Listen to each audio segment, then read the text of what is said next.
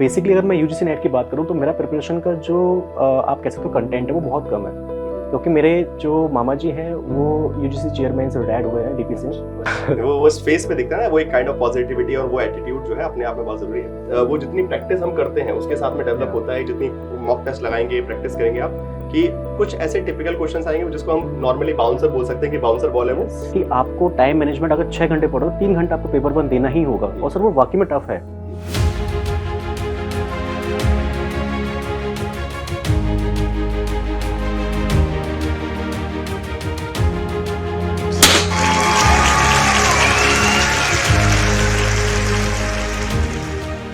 नमस्कार दोस्तों, आप सभी का text book super coaching platform पे स्वागत है। मेरा नाम है प्रद्युमन त्रिपाठी और जैसा कि आप सभी जानते हैं कि जनवरी 2025 में जो आपके यूजीसी नेट के एग्जामिनेशन हुए उसके रिजल्ट आ चुके हैं। तो काफ़ी सारे स्टूडेंट्स को नेट और जेआरएफ सिलेक्शन मिला है और आज ऐसे ही हमारे साथ विश्वनाथ जी हैं जिन्होंने इस बार अपनी मेहनत से कंसिस्टेंट प्रिपरेशन के साथ जो है नेट एग्जामिनेशन क्रैक किया है। सो आज हम विश्वनाथ से जानेंगे कि प्रिपरेशन में कैसे कैसे प्रिपरेशन की उन्होंने, क्या स्ट्रेटजी थी और जो भी ऑब्स्टिकल्स आते हैं यूजीसी नेट एग्जामिनेशन को क्रैक करने में उनको कैसे डील किया और प्रिपरेशन स्ट्रेटजी क्या रही। So first of all welcome Vishwanath on the text book super coaching platform. अच्छा लगा कि आप यहाँ आए और सबसे पहले तो मैं आपसे जानना चाहूँगा कि थोड़ा सा अपने बारे में बताइए कि आप क्या बैकग्राउंड रहा है प्रिपरेशन, मतलब जो स्टडीज़ वगैरह कहाँ से की हैं, बैचलर्स है आपका, मास्टर्स वगैरह। सर मेरा जो बैचलर है वो बीसीए है, अच्छा, bachelor of computer application. Okay. But मैं जब यहाँ आया तो मुझे, जब मैं सिविल्स की प्रिपरेशन करने आया तो मुझे वहाँ दिखा कि ऐसा कोई ऑप्शन नहीं है। तो मुझे लगा कि पॉलिटिकल साइंस सबसे बेस्ट ऑप्शन है, प्रिफर्ड तो ऑप्शन ज़्यादा रहता है। तो मैंने फिर एमए किया उसमें। अच्छा, एमए रेगुलर की? रेगुलर किया था मैंने एमए उसमें, चौधरी चरण यूनिवर्सिटी मेरठ से। अच्छा जी। उसके बाद मेरा सर प्लस पॉइंट ये हो गया कि मैं नहीं जानता था इसके बारे में कुछ भी, तो कोविड में इसके पेपर जो हुए उसकी वजह से, तो बेसिकली अगर मैं यूजीसी नेट की बात करूं तो मेरा प्रिपरेशन का जो आप कह सकते हो कंटेंट है वो बहुत कम है। आपकी एक बुक आती है पियर्सन की, वो मेरा बेसिक था, और जो टेक्स्ट बुक से मेरे को जो पीवाईक्यू उसका एक्सप्लेनेशन था सर वो सबसे बेस्ट है। उससे मैं समझता हूँ सिर्फ मेरा कंटेंट बहुत स्मॉल था बट रिवीजन मैंने बहुत बार किया था। तो मतलब ये कि रिसोर्सेज को अगर फाइनाइट रखेंगे जी, और उस पर बार बार वर्क करेंगे तो like you will be getting a better result. नहीं तो जी, क्या होता है, बहुत सारे स्टूडेंट्स मतलब रिसोर्सेज जो है इन्फिनाइट करते हैं कि ये भी पढ़ लेते हैं, ये भी पढ़ लेते हैं, ये भी पढ़ लेते हैं, बट उसको प्रॉपर रिवीजन नहीं, उसको प्रॉपर स्ट्रेटेजाइज यूज नहीं किया। अच्छा, एक मेजर इशू आता है, जैसे कि आपका सिविल्स का बैकग्राउंड भी है, तो एक नॉन सिविल स्टूडेंट और एक सिविल स्टूडेंट में जो पेपर वन है आपके हिसाब से आपको ज्यादा हेल्प मिलती है कि एक नॉर्मल स्टूडेंट को? सर अगर पेपर वन की बात करोगे तो मेरा बैकग्राउंड साइंस का भी रहा है। हाँ, तो इसलिए तो मेरा साइंस का भी रहा है तो मेरे को बहुत इजी लगा, इजी लगा। और कंप्यूटर का भी है तो कंप्यूटर का पार्ट मेरे लिए बहुत इजी हो गया था। वो 5 क्वेश्चन फ्री के थे। हाँ, मेरे को बहुत ज़्यादा टफ लगा नहीं कुछ भी। उसके बाद हाँ, पॉलिटिकल साइंस मेरे लिए बहुत न्यू था, बट वो आपकी क्लासेस और आपकी जो बुक थी, आपकी मैं कहूँगा कि मुझे प्रिपरेशन करते हुए ज़्यादा टाइम नहीं हुआ, सिर्फ 1 साल हुआ था, लेकिन वो बुक अगर आप देखोगे तो ऐसा हो गया जैसे मैं 5 साल से पढ़ रहा हूँ उस बुक को। वो पूरा लाल हो चुकी है, मतलब रिवीजन मैंने बहुत बार किया है उसको। रिपीटेटिव रिवीजन बहुत जरूरी है, बिकॉज जिस तरीके से फैक्चुअल क्वेश्चंस आ रहे हैं ना, मतलब कंटेंट है आपके पास, सब लोगों के पास कंटेंट आएगा, जो आप जैसे बोल रहे हैं कि बुक है, क्लासेस है, नोट्स हैं, वो सभी के पास है, बट सभी लोग शायद तक नेट या फिर जेआरएफ नहीं निकाल पाते, और specially with this high kind of cut off. वो अपने आप में, जैसे मैं देख रहा हूँ कि पिछले 1.5 साल में जो कट ऑफ इंक्रीज हुआ है, मतलब जो पिछले 2 एग्जामिनेशन में 230 प्लस जाने लगा है अब जो स्कोर, वो शायद तक पहले 210 में जेआरएफ हो जाता था जनरल कैटेगरी में, तो अब वो काफी हाई जा रहा है। अब तो इवन नेट करना भी यूजीसी नेट एग्जामिनेशन में अपने आप में, स्पेशली पॉलिटिकल साइंस में बोलूंगा, अपने आप में लाइक बोल सकते हैं कि आप बहुत बड़ा आपने कुछ कीर्तिमान कर लिया है, वो वाली स्थिति है। बट ये है कि हाँ, अभी तो डेफिनेटली आपने नेट किया एंड आई होप कि आगे जेआरएफ का भी टारगेट लेके चलेंगे, बिकॉज सिविल्स के साथ साथ एक अपना एक पैरेलल प्लान लेके चलता है यूजुअली। मैंने देखा है मोस्ट ऑफ द स्टूडेंट्स के साथ में कि सिविल्स भी है और एक साथ में प्लान भी, यूजीसी नेट जेआरएफ एक अपने आप में एक सेफ ऑप्शन होता है। सो अभी एकेडमिक को लेकर क्या आपका इंटरेस्ट है, कि एकेडमिक फील्ड में कुछ जाने की इच्छा है कि विद जेआरएफ कुछ और करने की इच्छा है? सर मेरा एकेडमिक फील्ड में ही जाने का है, क्योंकि मेरे को पीएचडी करना है, और मैं चाहता भी हूँ, मेरा बचपन से ही था कि मेरे को टीचिंग में जाना है, क्योंकि मेरे जो मामा जी हैं वो यूजीसी चेयरमैन से रिटायर्ड हुए हैं डीपी से इससे पहले, तो मैं उनसे बहुत ज़्यादा इंस्पायर हूँ, क्योंकि अभी वो यूपी में एजुकेशन एडवाइजर है। अच्छा अच्छा, तो मैं उनसे इंस्पायर हूँ। नहीं तो वो तो, और नहीं, आपकी पर्सनैलिटी में लगता है कि प्रोफेसर बन के जाएंगे क्लास में तो लगेगा कि हाँ, जो प्रोफेसर आए हैं, वो फेस पे दिखता है ना, वो एक काइंड ऑफ पॉजिटिविटी और वो एटीट्यूड जो है अपने आप में बहुत जरूरी है। लेकिन सर एक बात और मुझे यहाँ बोलना है, आपने जो कहा ना कि पेपर बहुत फैक्चुअल है, सर वो अब डायनेमिक हो गया है। एक एग्जांपल लेता हूँ मैं यहाँ पर, जैसे अभी क्वेश्चन आया था कि जो इटालियन प्राइम मिनिस्टर है मेलोनी, उनकी पार्टी कौन सी है।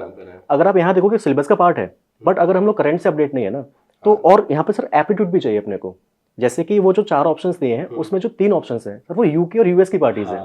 वो समझ में आ रहा है वहां से। हाँ मतलब वो क्वेश्चन कठिन जरूर थे, ऐसे कुछ कुछ ऐसे I guess I have seen that question regarding जो डेथ्स वाला था कि कुछ अलग अलग लीडर्स के असैसिनेशन हुए हैं, जी उसमें भी वो उतना ही टिपिकल क्वेश्चन लग रहा है देखने में कंटेंट, बट उसको अगर आप एलिमिनेट हो जाएगा yes. तो वो काइंड ऑफ इंटेलिजेंस आपको प्रिपेयर करना पड़ेगा, और आई गेस वो जितनी प्रैक्टिस हम करते हैं उसके साथ में डेवलप होता है, जितनी मॉक टेस्ट लगाएंगे प्रैक्टिस करेंगे आप, कि कुछ ऐसे टिपिकल क्वेश्चंस आएंगे जिसको हम नॉर्मली बाउंसर बोल सकते हैं कि बाउंसर बॉल है वो, बट अगर आप उसको सही से डील करेंगे तो आप उसको भी क्रैक कर सकते हैं, और वही एक आई गेस डिफरेंस क्रिएट करता है जो स्टूडेंट एग्जाम क्रैक कर रहा है, बिकॉज टफनेस सभी के लिए उतनी ही है। अगर वो फैक्चुअल क्वेश्चंस आ रहे हैं जो कि आपको लग रहा है कि आउट ऑफ द बॉक्स है, आउट ऑफ द सिलेबस है, तो सभी के लिए है, बट कुछ स्टूडेंट्स कर पा रहे हैं, कुछ लोग नहीं कर पा रहे। तो रीजन एक बहुत बड़ा मेजर फैक्टर था कि आपका एप्टीट्यूड क्या है, आप कितने वाइडर पर्सपेक्टिव से क्वेश्चन को देखना चाह रहे हैं, आप एकदम से उसको देख के हताश नहीं हो रहे, अब you are finding the ways to deal with that kind of question.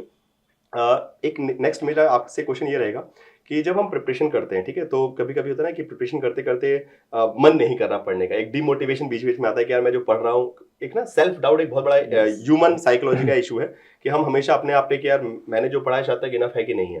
तो वो कैसे अपने आप को ये बिलीव दिलवाना है कि हाँ मैं जो पढ़ रहा हूँ, जिन रिसोर्सेज पे रिलाई कर रहा हूँ बहुत सही है, वो कैसे आप अपने आप को कंटिन्यूस सर देखो रिसोर्सेज सभी बेस्ट होते हैं, लेकिन आप जहाँ से कोचिंग ले रहे हो अगर उसी टीचर की लिखी हुई अगर कोई बुक आपके पास पे है तो वो वेल एंड गुड है। इसका मैं बेस्ट एग्जांपल देता हूँ, जैसे मैं आपको जो सुनता था तो मैं आपको सुनता कम था, आपकी बुक से मैं ज्यादा बातें करता था। मैं वही आपकी जो स्माइल थी ना पढ़ाने वाली, मुझे वो जो मैं पढ़ता था ना मैं समझ आता था कि आप ये बोलना चाहते हो यहाँ पर, इसलिए वो बहुत मेहनत से लिखी की किताब। हाँ, मतलब वो सर बहुत वो टीचिंग एक्सपीरियंस के साथ में कि हाँ कहाँ पे कैसे एग्जाम में क्वेश्चन आ सकते हैं, उस तरीके से डिजाइन किया गया कि मतलब मेरे पास जब जैसे आप बुक का बता रहे हैं, मेरे पास बहुत लोगों का स्टार्टिंग में रिव्यू आया कि सर आपने कंटेंट में बहुत कम डाला है, थ्योरी कम है। जैसे यूजुअली जब हम कंपेयर करते हैं, जैसे ट्रूमैन की एक किताब आती है लाइक पॉलिटिकल साइंस की आती है, और भी बहुत सारे ऑथर्स हैं जैसे राजेश मिश्रा सर की भी आती है, तो उसमें मेरे पास मेजरली डाउट ये आया था कि सर आपने ना कंटेंट कम डाला है, फैक्ट ज्यादा है, तो वो कहीं ना कहीं हमको लगता है कि बुक थोड़ी सी हल्की है।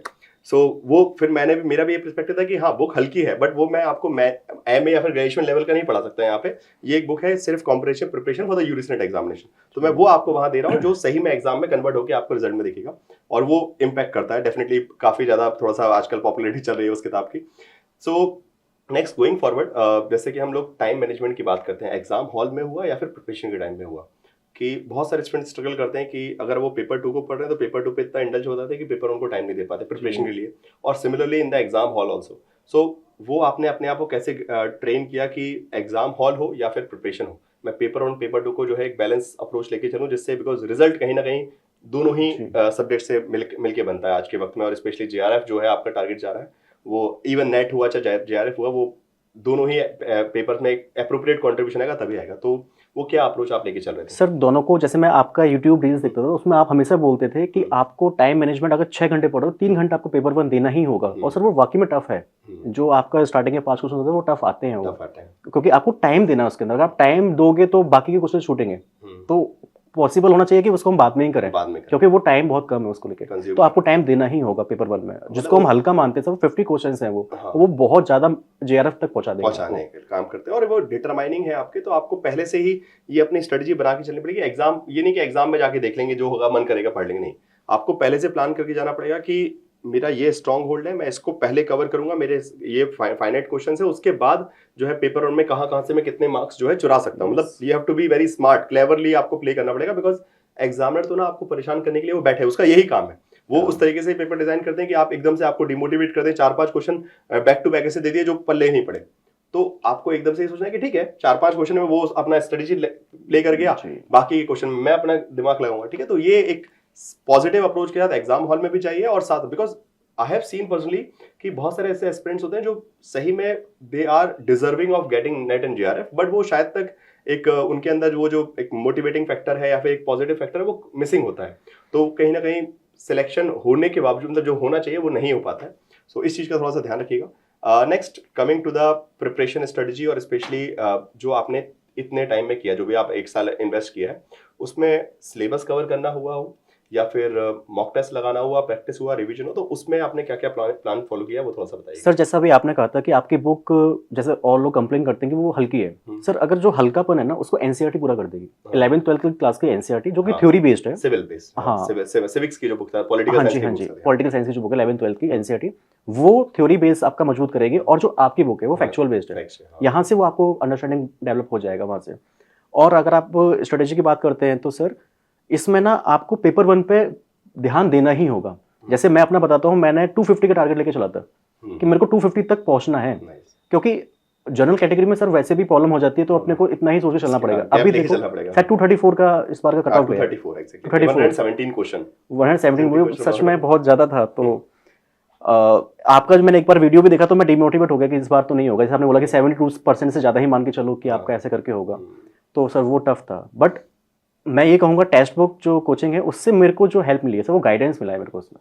चलिए अच्छी बात है, और आई गेस ये गाइडेंस कंटिन्यू रहेगा, और अगली बार जब आप आएंगे तो जेआरएफ के साथ आएंगे हमारे साथ बीच में।